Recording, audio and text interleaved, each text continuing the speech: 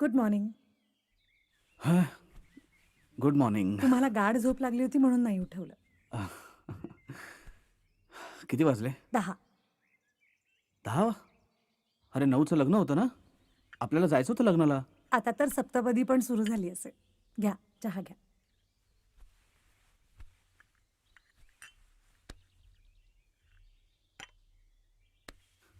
सप्तपदीवरनं आपल्या सप्तपदीची आठवण अजूनही मनात आहे.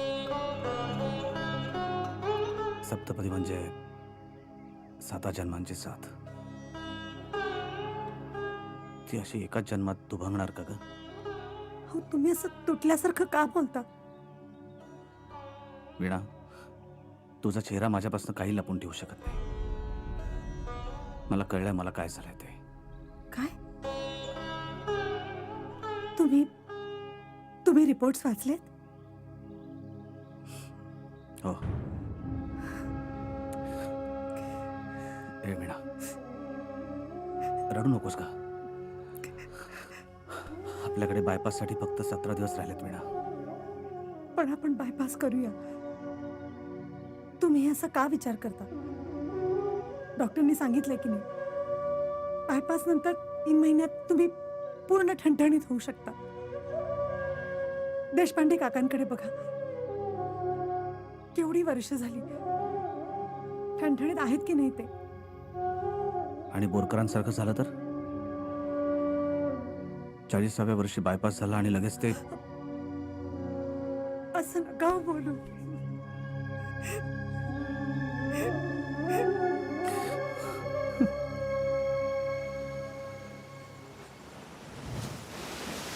सुंदर, तुला इथे समुद्रावर का आणलं माहिती आहे?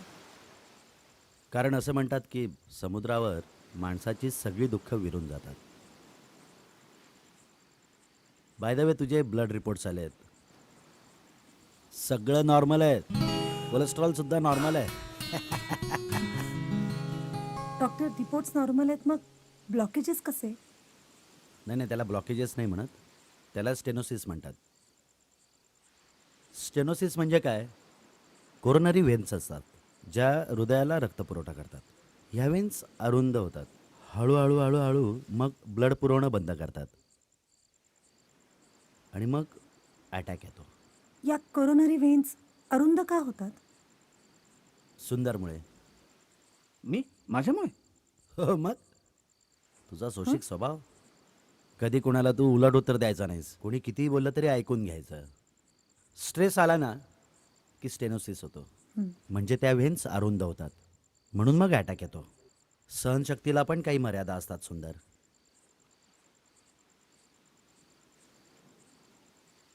या समुद्राच्या लाटा बघतोस ना कशा उसळतात आणि किनाऱ्यावर शांत होतात. अशाच काही लाटा मी सुद्धा खूप सहन केल्यात. जेव्हापासून मी एक सेल्स रिप्रेझेंटेटिव्ह म्हणून कामाला लागलो तेव्हापासून नोकरीमध्ये या सगळ्या गोष्टी सहन केल्यात. माझ्या बॉसचं, मॅनेजरचं खूप प्रेशर सहन केलं आहे. माझा सेल होत नव्हता, त्यामुळे मीटिंगमध्ये सगळेजण मला टार्गेट करायचे, प्रेशराईज करायचे. मग हळूहळू सेल वाढत गेला आणि अभिनंदन मिस्टर सुंदर शिंदे. Thank you sir. यावर्षी तुम्ही मुंबईच्या टीममध्ये टॉपला आहात. Thank you sir. मिस्टर शेंडे, येस. मागच्या 5 वर्षापासून आपले सुंदर शिंदे मुंबई टीमचे टॉपर आहेत आणि तुमचे रिप्रेझेंटेटिव्ह त्या सगळ्यांचं मिळून सेल त्यांच्या अर्धाही नाहीये. हे सुनील देवरे आणि वानखेडे यांचा ॲन्युअल सेल 10 लाखाच्या वर कधी पोहोचलेला नाहीये. याचा अर्थ तुम्ही काम करत नाही. सर पण and I want results yes sir. Or else I have to think about it. Sorry sir. Yes sir.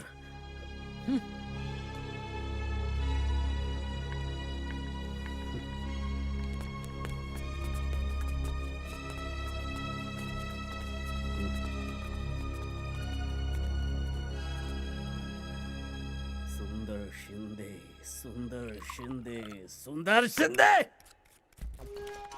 Sundar Shinde. हा. काना मागून आला आणि तिखट झाला. माझ्या मागून कंपनीत लागला आणि माझ्या पुढे गेला. 5 वर्ष टॉपवर आहे काय? सतत 5 वर्ष टॉपवर आहे हा सुंदर शिंदे.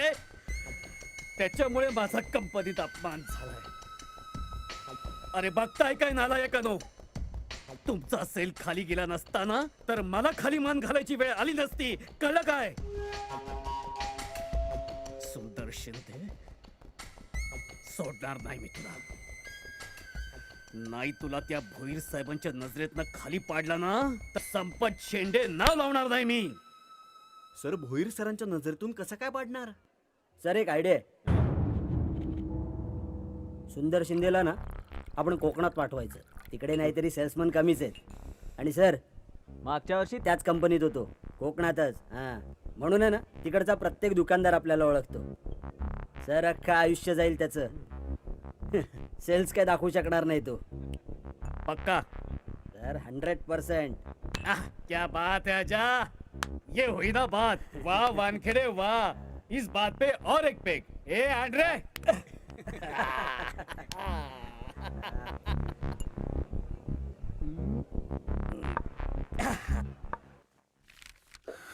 काय सॉरी सर, हां सॉरी सर, मीटिंग कितीची होती?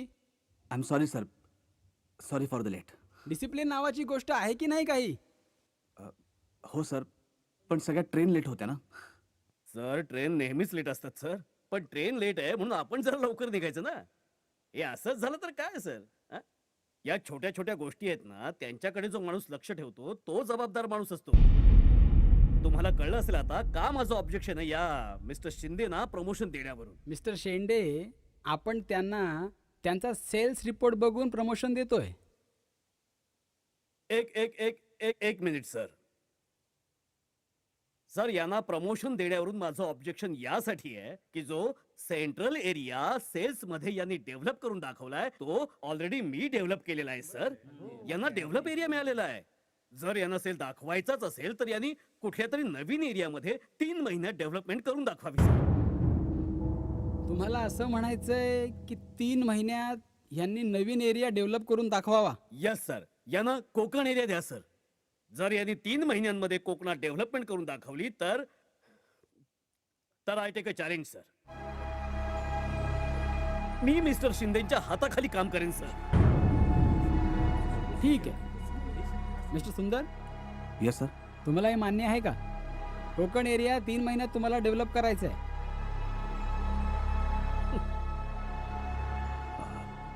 हो सर, मी तयार आहे. ओके. मिस्टर शेंडे यांनी जर 3 महिन्यांमध्ये कोकण एरिया डेव्हलप करून दाखवला तर मी त्यांना प्रमोशन रिजनल मॅनेजर म्हणून देणार आहे. मान्य आहे? Regional manager?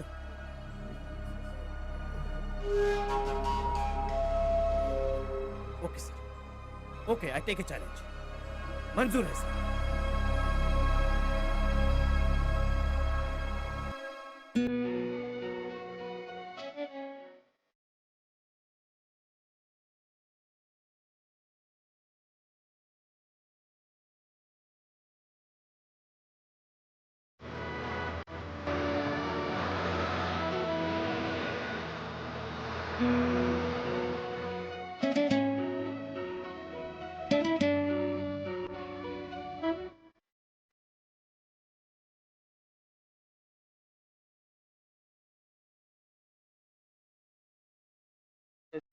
गेल्या 6 महिन्यापासून माल तसाच पडून आहे.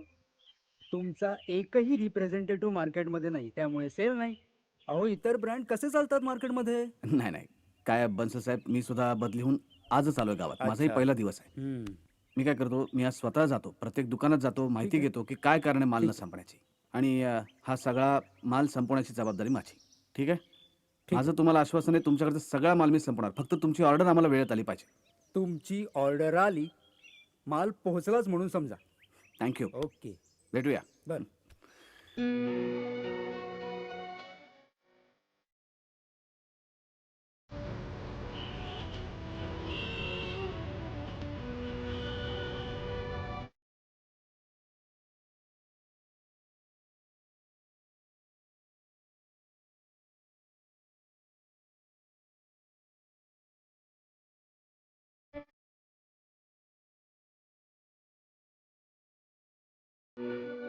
कोकणात मटण मसाला, किचन किंग, कोकणात मासे खाणारे लोक जास्त आहेत. स्पायसी मसाल्यांचा चांगला डिमांड आहे. प्रत्येक दुकानातून बरीच ऑर्डर मिळाल्या, फक्त वेळेवर गेल्या पाहिजे.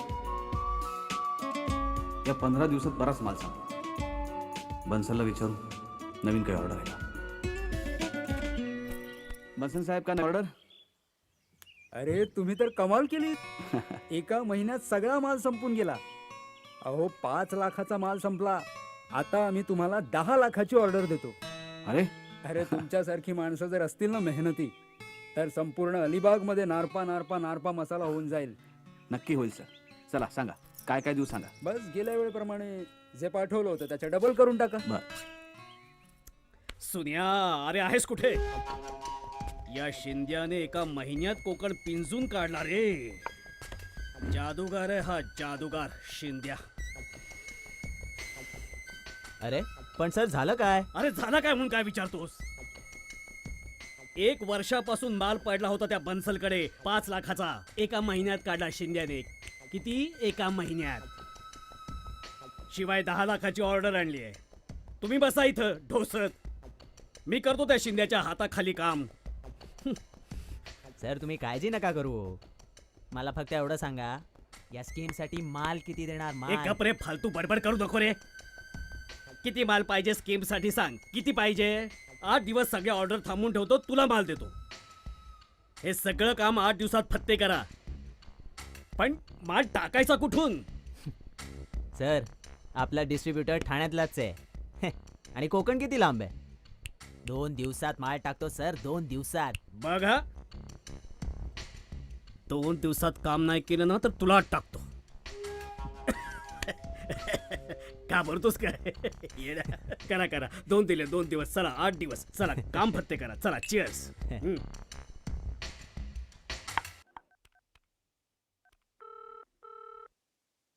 हॅलो, हां नमस्कार डोईफोडे साहेब. मी नरेंद्र भोईर बोलतोय. डोईफोडे साहेबांची मागच्या वर्षी बदली झाली आहे. ते आता पुढच्या महिन्यात रिझ्यूम होत आहेत इकडे महाराष्ट्रामध्ये. अहो गेल्या 3 महिन्यापासून गोडाऊनमध्ये 10 लाखाचा माल तसाच पडलेला आहे. अहो आमच्या अलिबागच्या एरियामध्ये मुंबईच्या बॅचचा माल आलेला आहे. ओके. अहो माझ्या जवळच्या दुकानदाराने मला सांगितलं तुमचे area manager, area sales manager Shende साहेब आमच्या अलिबाग भागामध्ये फिरत होते. बघा या प्रकरणाचा लवकरात लवकर शोध घ्या.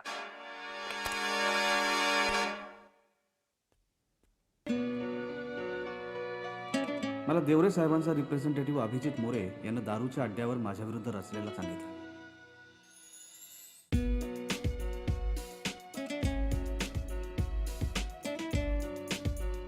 त्याला राहवलं नाही म्हणून मला येऊन सगळं सांगितलं. मी कोकणात जाऊन सगळी इन्क्वायरी केली.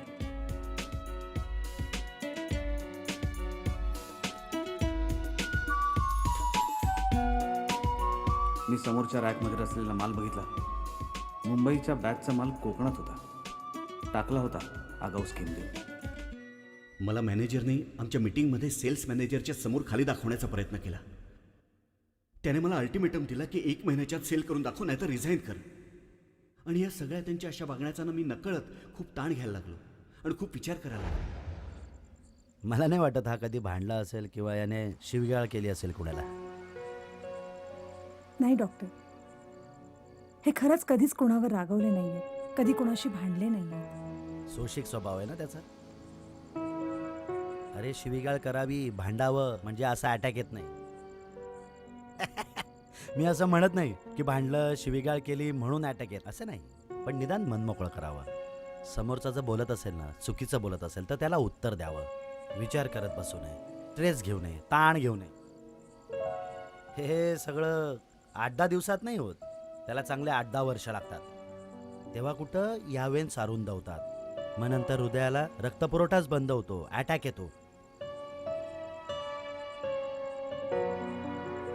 विचार करू नकोस, बोलत जा बोलत जा. अरे वेळ कसा गेला कळलंच नाही ना. संध्याकाळ झाली.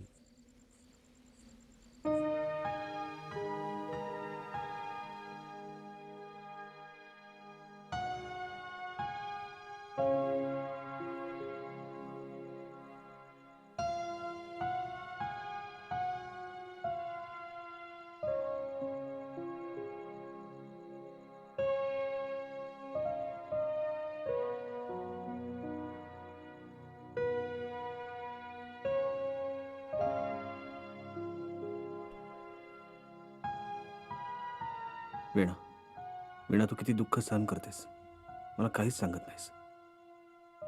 माझी मुलं लहान आहेत. माझं काही झालं तर कोण बघेल त्यांना? दुसऱ्या मुलांच्या वडिलांकडे बघून त्यांचे डोळे पाण्याने वेळोवेळी डबडबतील. वीणा माझ्याशिवाय कशी जगते? तिला पती नाही, तिला जग कुठल्या दुष्ट कोणातून बघेल. माझी मुलं बापाविना आणि वीणा पतीशिवाय कशी जगेल?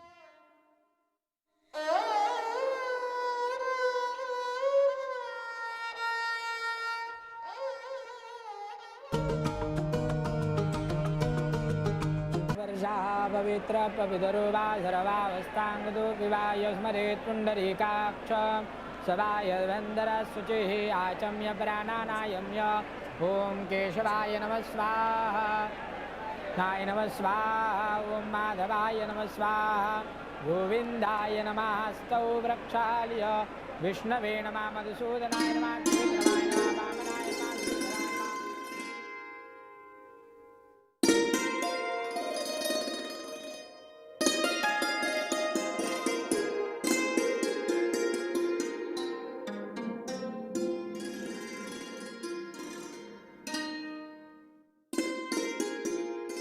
नमस्कार. नमस्कार. कसं आहे? छान. बसा. हो या. बसा.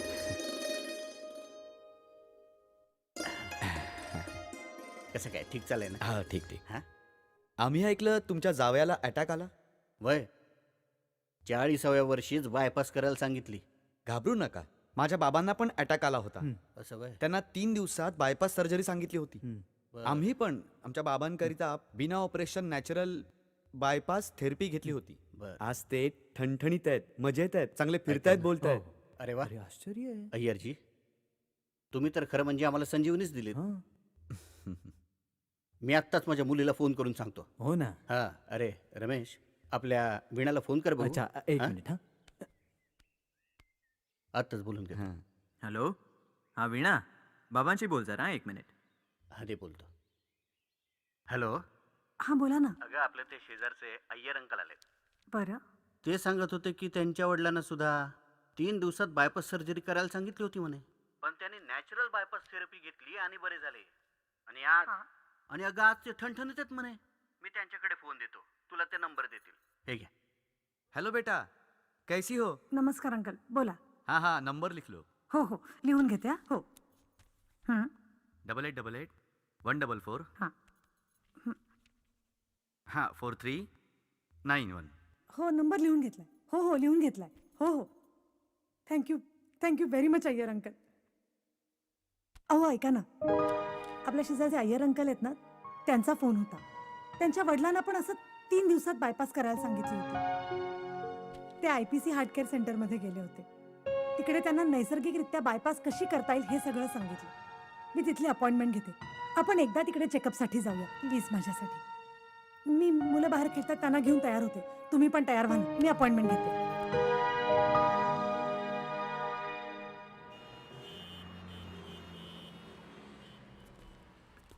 Yes sir. डॉक्टर आहेत का? आमची अपॉइंटमेंट होती. हां, ओके द्या. शेखर सर.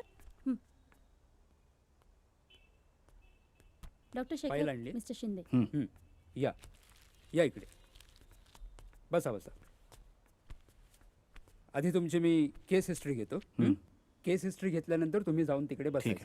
हां, ओके.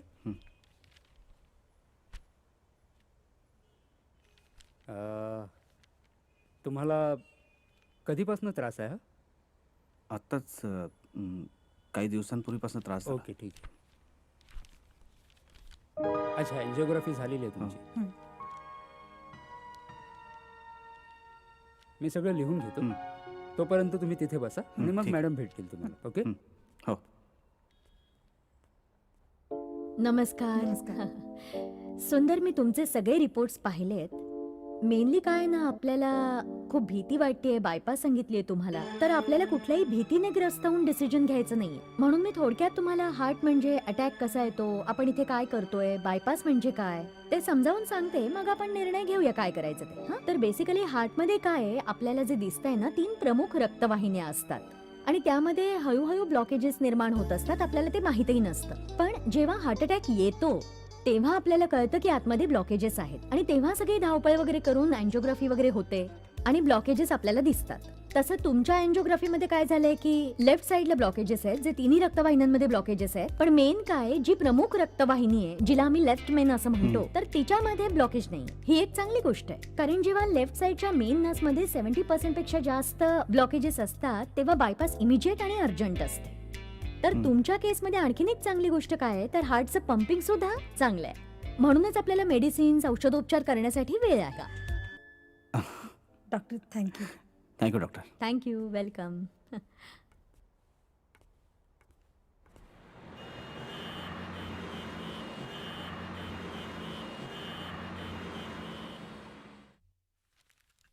चहा.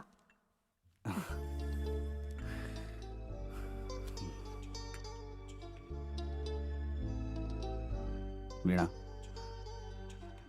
मला खूप जगायचं आहे. आपल्या सुखी संसाराची सगळी स्वप्न मला पूर्ण करायची आहेत. स्वामींनी सांगितलंय.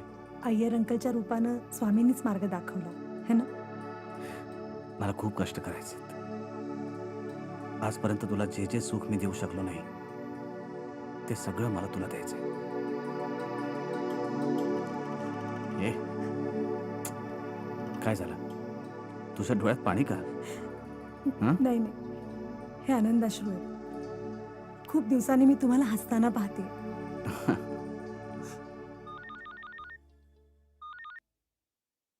हॅलो. मी प्रदीप भोसले बोलतोय, विणाचा मोठा भाऊ.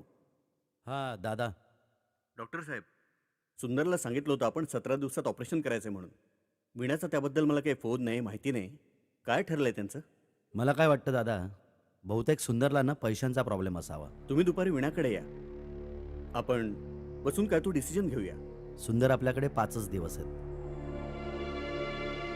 सकाळी दादांशी सुद्धा बोलणं झालं माझं. पार्लेकर डॉक्टर सुद्धा तेच म्हणाले 2 वेळा. बायपास शिवाय पर्याय नाहीच आहे आपल्याकडे. आम्ही बायपास न करण्याचा निर्णय घेतला. विणा, तुम्ही पैशांची काळजी करू नका. उद्याच ऍडमिट व्हायची तयारी करा. नाही दादा, आम्ही IPC हार्ट केअर सेंटरमध्ये गेलो होतो. तिकडे आम्हाला डॉक्टर प्रतीक्षा गांधी भेटल्या.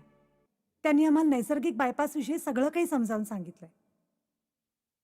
त्याला खर्चही कमी येणार आहे, त्यामुळे आम्ही ती ट्रीटमेंट करायचं ठरवलंय.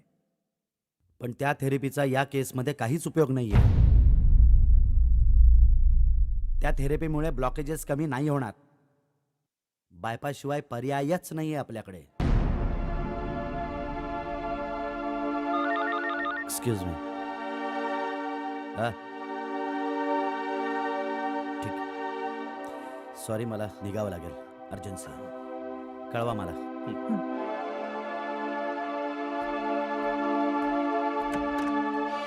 विणा, बघितलंच डॉक्टर काय म्हणाल ते?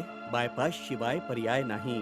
दादा, सुंदरच्या मनात नसेल तर त्याच्यावर बायपासची जबरदस्ती करू नका तुम्ही, कारण त्याच्यासाठी ते योग्य नाहीये. ठीक आहे, तुम्हा लोकांना पटलं ना? ओके, ठीक आहे.